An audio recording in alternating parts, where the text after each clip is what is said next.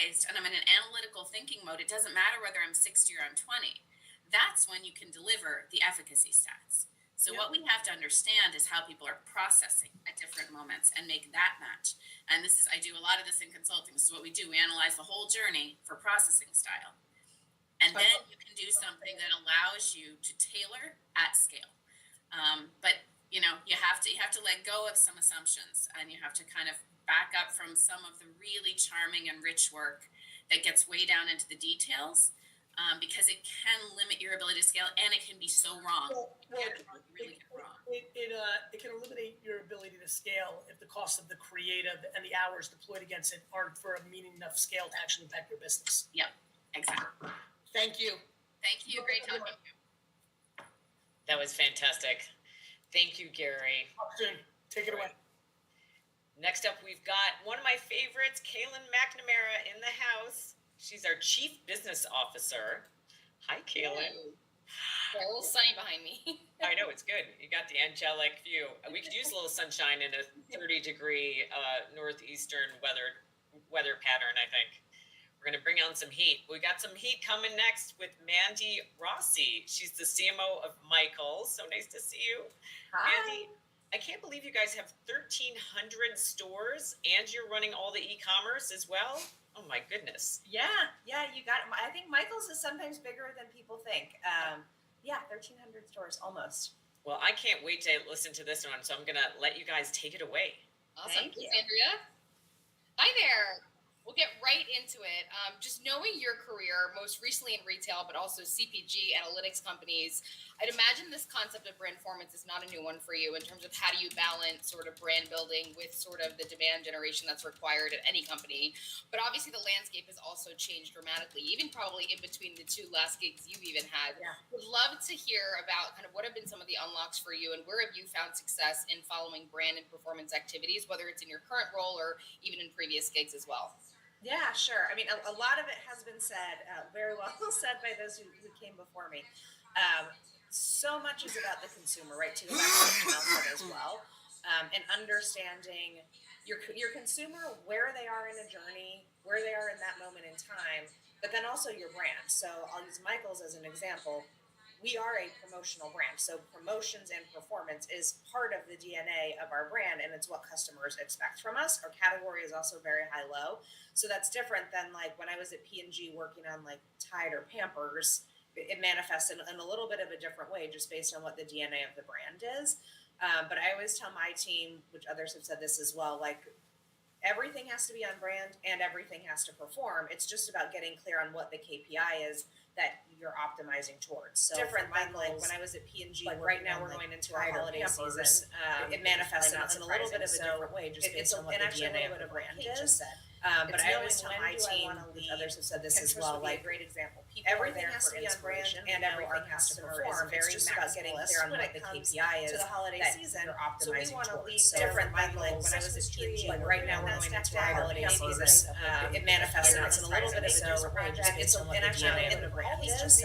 But I always tell my team, others have said this as well, like everything has to be on brand and everything has to perform. Very just about getting clear on what the KPI is to the holiday season. You're optimizing towards. Different than like when I was at P&G, like right now we're going into our holiday season. It manifests in a little bit of a different way, just based on what the DNA of the brand is. But I always tell my team, others have said this as well, like everything has to be on brand and everything has to perform. Very just about getting clear on inspirational, if you want to call that the brand stuff, and very promotionally driven. We're in retail, and it's a little bit of just knowing like which one is going to lead in which moments, and how do we get that balance right for where our customer is today, which right now, I'm sure there may be others in retail out there. It's a really challenging moment. We are in a very discretionary category. So, if we talk to our customers about, one, people love doing creative projects. So we are in a fun space because Michaels is a happy place for a customer to go. Their main barrier right now is like, yeah, I want to do all that stuff, but I don't have the free cash to do it.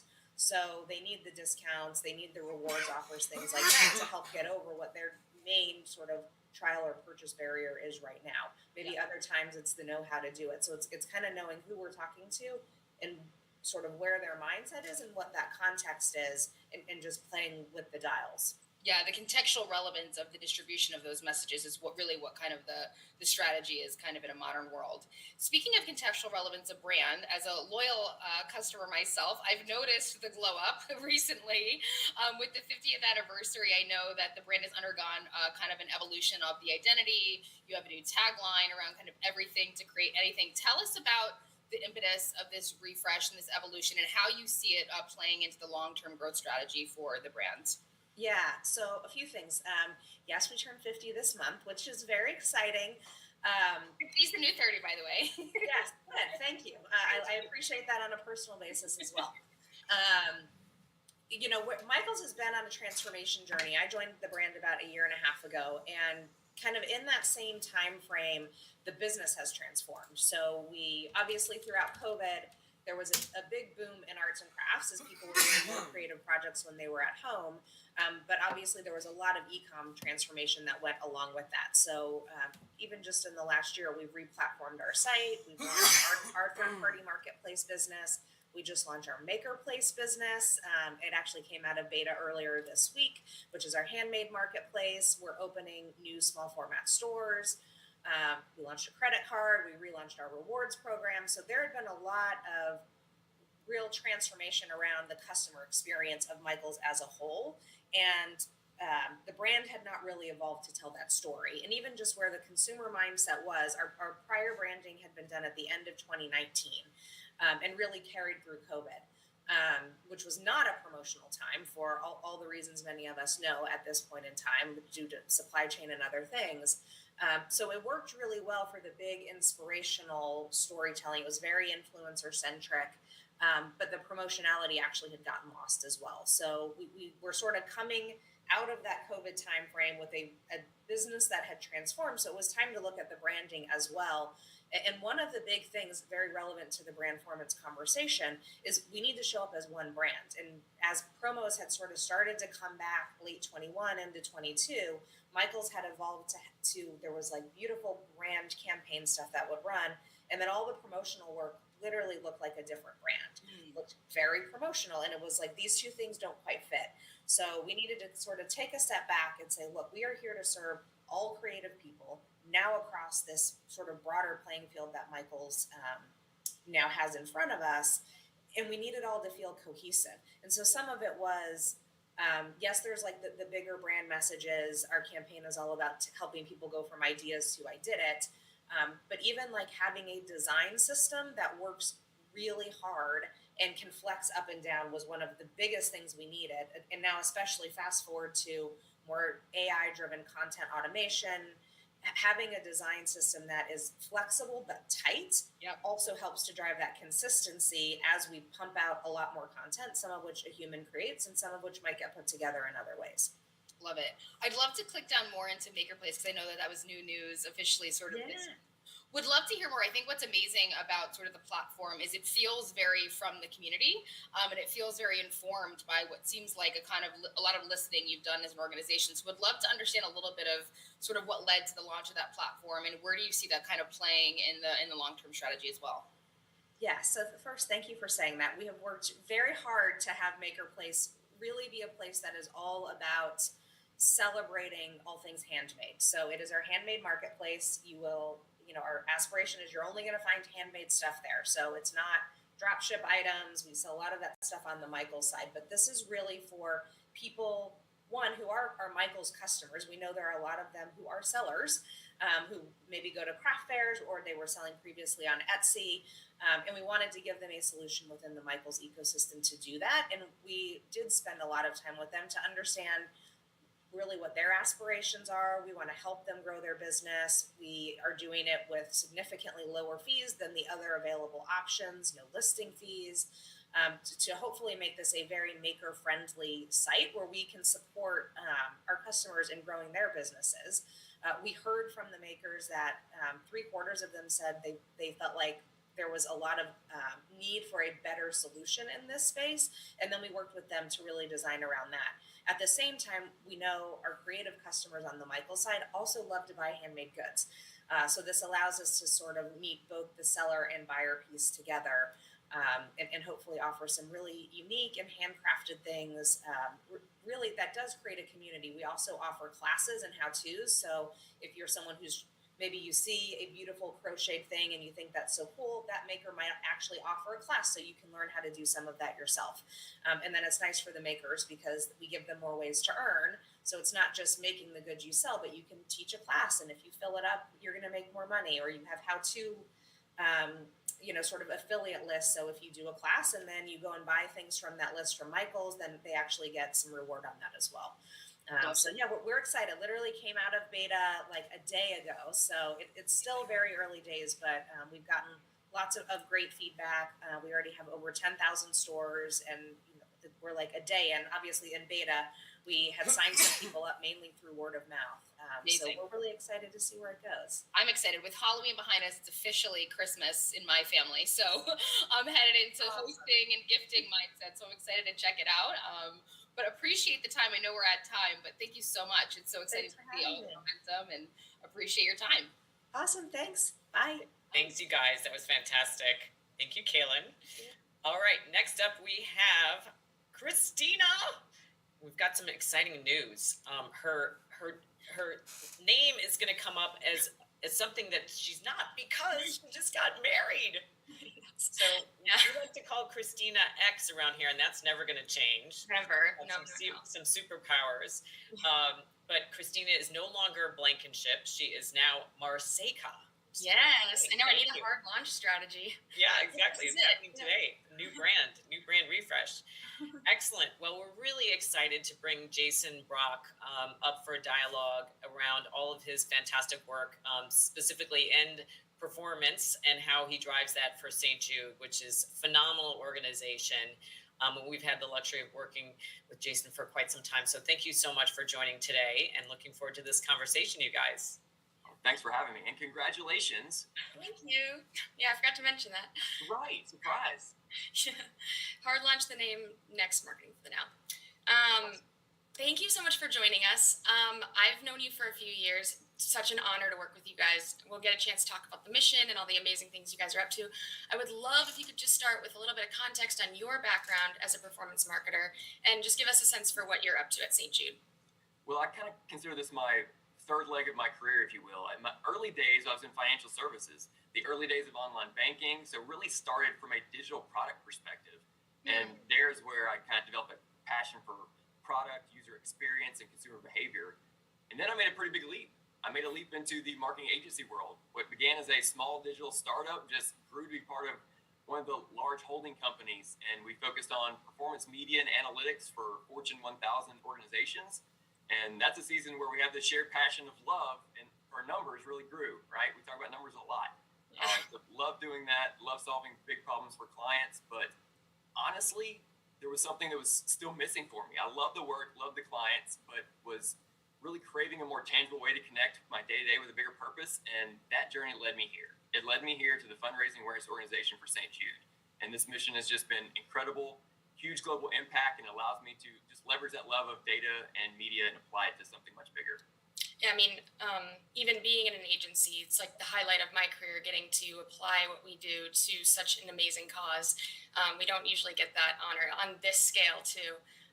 But St. Jude is such an incredible example of brand performance because the entire objective of marketing is raising donations. It's very DR focused in a sense, but you could really argue that that TV strategy that you guys have had for many years and are really famous for, these 2-minute spots explaining patient stories and capturing really the impact while still collecting donations with phone number, QR code, that was brand performance all along for all these years. So you guys being a pioneer in brand performance digitally isn't all that surprising, but I would love to hear how you guys have changed that approach and what that looks like for you now.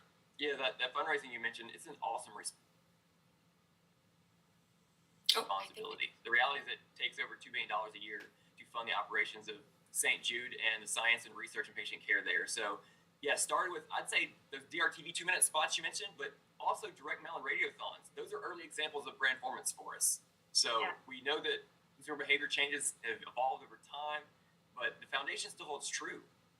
When I think pre-pandemic, I also think about YouTube. We were early adopters of YouTube's action-based campaigns. And that's really where we started to move the needle from thinking about YouTube as a performance driver and not just a brand building platform.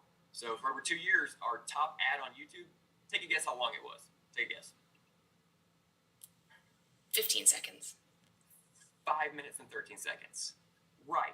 So Yes. powerful content always wins. Now, Yeah. we're in the era of TikTokification of everything, right? As we think about attention span. So the speed of content consumption, overwhelming challenge of audience attention. So maybe we should jump into TikTok and kind of some of our brand performance life there. Yeah, I mean, you guys are experts in that space, and we've learned just as much from your team about how to do brand performance on TikTok as I hope we've been able to help you guys with. But would love to hear what it's unlocked for you, because I know at an organization that's really, really focused on making sure that that bottom line stays consistent every year. Being innovative in a platform like TikTok probably took a lot. So would love to hear a little bit more about the effort behind the scenes to get to that point and all the things that it has unlocked for you now that you have a really well-oiled machine.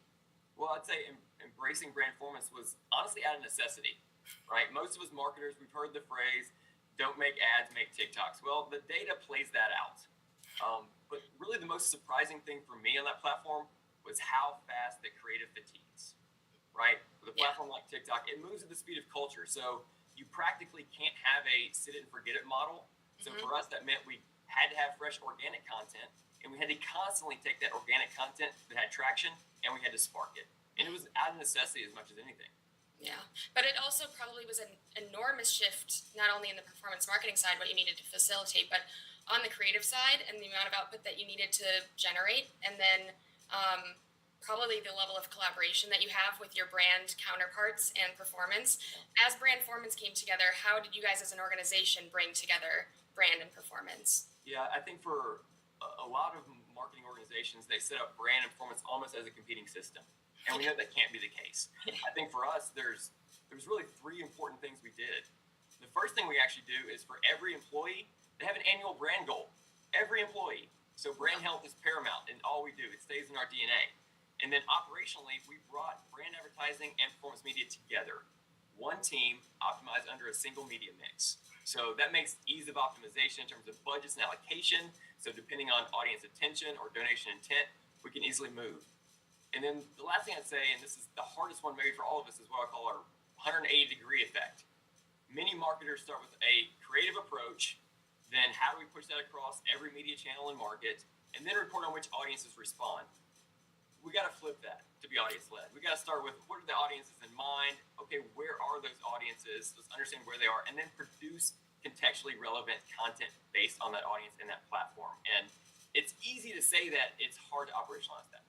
Yes. Yeah, we have a phrase here, modern comms planning, and I don't know what you guys call it, but it is truly flipping the entire model on its head. And once you see it, you really can't unsee it, right? And Right. I'm sure it took a while for everybody at St. Jude to see it. How did you really spend your time building that foundation for everybody? Well, I think it's a journey, right? We're not complete in that. I think a lot of it is incrementality testing is important. I think as marketers, we also talk a lot about demand creation versus demand capture. And we think about how do you balance that, which implies 50-50. The reality is it's not 50-50 depending on the marketplace and your business objectives. A lot of direct consumer brands focus on. I think, yeah, look, we managed to clone him in different forms, I think. Oh, dear. Oh dear. Well, if I can just round out with one quick thing, we got to put brand performance in action here. And so if anybody heard the message, appreciated it, felt resonance with the mission of St. Jude, would really appreciate any donations. You can go to stjude.org. It's Q4. Every single dollar counts.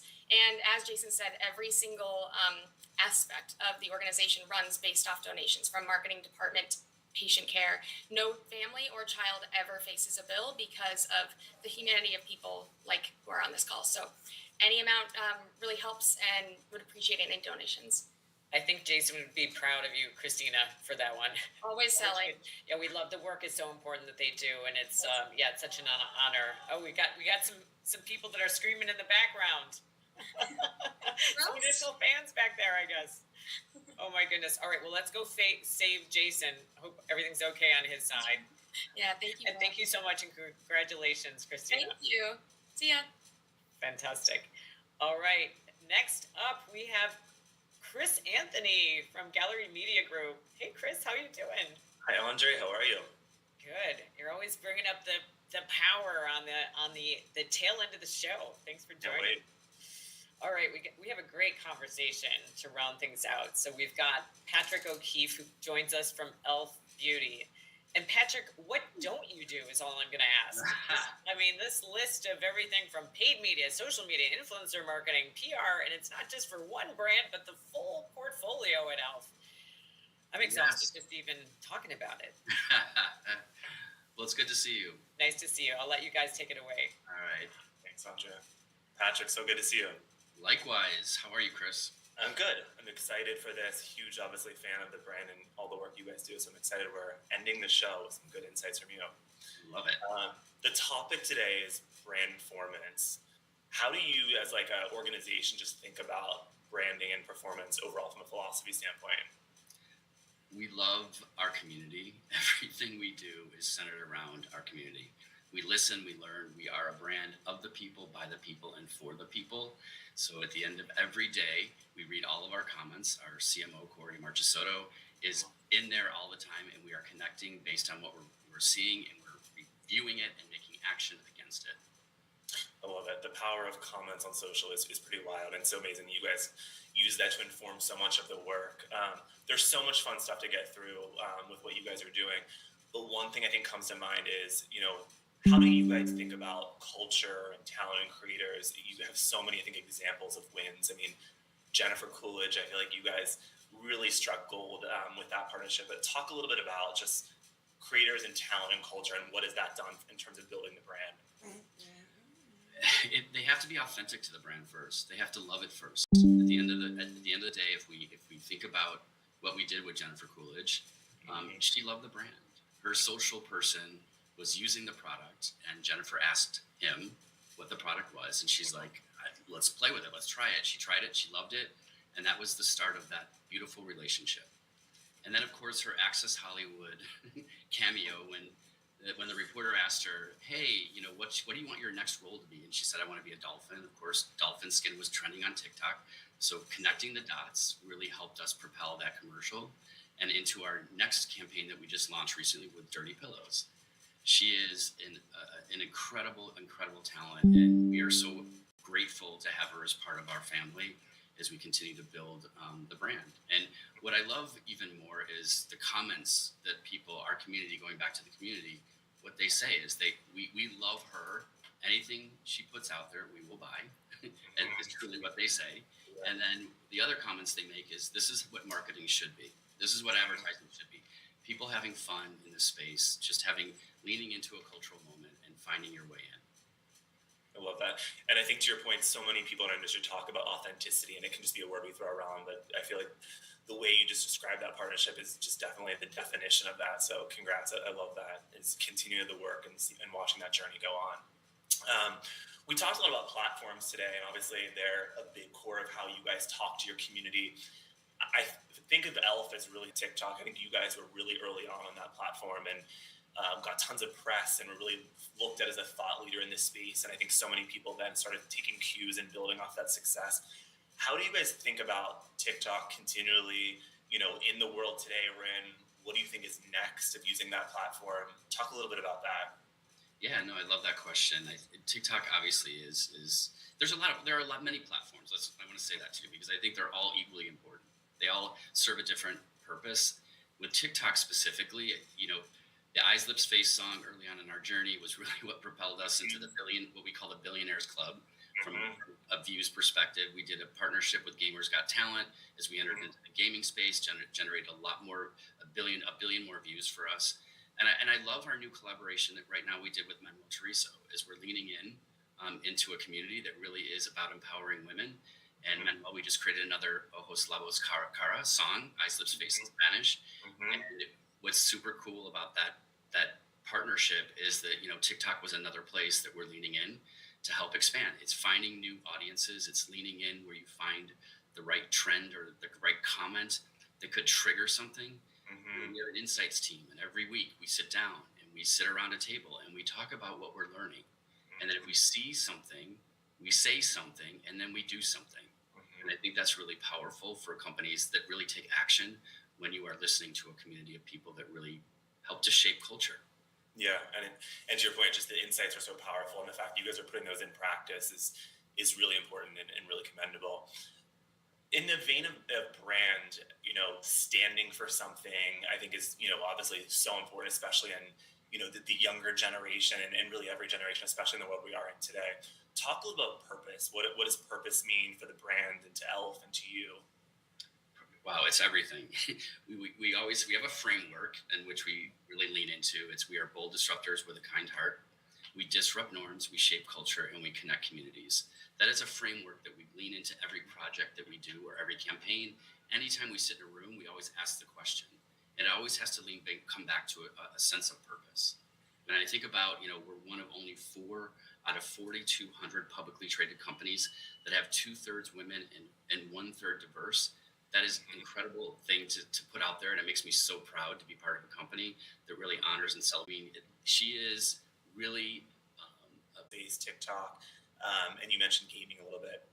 That seems to be, a space that's continually, helping reach new audiences, different types of engagements. Talk a little about that overall as a category for you guys. Yeah, I love it, and it's just we started a channel on Twitch. It's called LView. What we learned is that a lot of women were being bullied on the platform, and we were like, well, that's not cool. We're a brand of really celebrating and empowering women, and they're getting abused on the channel. So we partnered with Loser Fruit, who's the number 2 women gamer in this space. She's based out of Australia, and she is so Elf, and she is a bold disruptor with a kind heart for sure. And we created a channel called LView, and it's basically about celebrating women, giving women a safe space, giving them a place to really do makeup, hang out, and just really connect on a deeper level and really celebrate what they'd love to do, which is gaming. Yeah, I love that. I mean, it definitely tracks back to your whole point around, being authentic and purpose driven, but doing it in a space that, is interesting at the same time. So great. What last question really for you? And I think you touched upon this a little bit in some of the other parts, but another thing I think you guys are continually known for is collaborations. That some of the things you guys have done with other brands that have been super disruptive. What have you learned from there? It's, I think, gonna continually take you guys into next year with exciting continuations on that front. Talk a little bit about that. Yeah, no. Listen, it's all about connecting dots, and we like I said, we read the comments, we see something, and then we say something, and then we do something, and we lean in, and it's about an insight. If I think about Meghan Trainor, the Weather Channel, why would we do something with Meghan Trainor? 8 out of 10 women change their beauty behavior because of the weather. Wow, that's a powerful insight. She was also trending on TikTok. So again, connecting the dots. She wanted to be a weather woman. Right. Wow. It was like the perfect storm. And so, of course, for us, we wanted to really find a way that made sense, that's authentic, that creates a little bit of humor and have some fun along the way. And she did an amazing job of really finding a way to really take one of our products and make it another really big brand on TikTok. It's awesome. So much great work that you guys continue to do. Congratulations on everything, and I can't wait to see what happens in 24, which is around the corner. I'm sure there'll be a million other exciting things to talk to you guys about and for you guys to share with the world. So congrats. Oh, there's more coming for sure. I'm sure. Thanks, Chris. Appreciate it. Thank you so much for joining us today. Thanks, you guys, for closing us out. Thank you. We got another episode that's upcoming in just, I think it's like 13 days. We're going to be focusing on how we unlock a growth mindset. And we've got some exciting brands that include Stuart Weitzman, WNBA, Vans, Crayola, H&R Block, Sanofi, and we have one other mystery brand that's coming soon. So we hope to see you very, very soon on that episode. And until then, please take care of yourselves. Thanks so much for joining Marketing for Now.